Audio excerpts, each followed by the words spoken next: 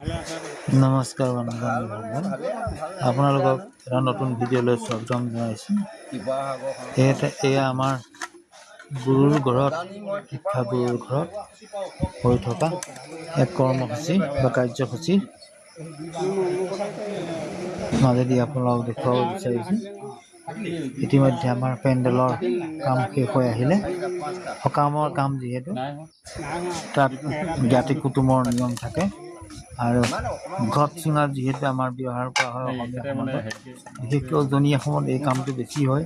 আৰু এই ঘট চুঙৰ দ্বাৰা আমাৰ 5টি ঘট বহুওৱা হয়। আগত গুৰুৱা আসনভাগ প্ৰতিষ্ঠা কৰা হয় বা গুৰু থাপনা ভাগ প্ৰতিষ্ঠা কৰা হয়, ভাগত স্থাপন কৰা হয়। তাত এই 5 ভাগ ঘট স্থাপন কৰা হয়। লগতে তাত কলপুলি চাৰিওফালে 4টা ৰুই মাজত ভাগত প্ৰতিষ্ঠা কৰে আৰু তাত ভকত বৈষ্ণৱসকলে নাম কীৰ্তন কৰে, ভগৱন্তৰ গুণানুকীৰ্তন কৰে আৰু এইদৰে কাজ আৰু সবাহ অনুষ্ঠানবিলাক পাৰ হয়। যিহেতু বন্ধু-বান্ধৱ হ'ল আমাৰ অসমীয়া সমাজৰ সংস্কৃতি, আমি জানো যে অসমীয়া সমাজত এই নীতিৰ দ্বাৰা যুগ যুগ ধৰি চলি আহিছে।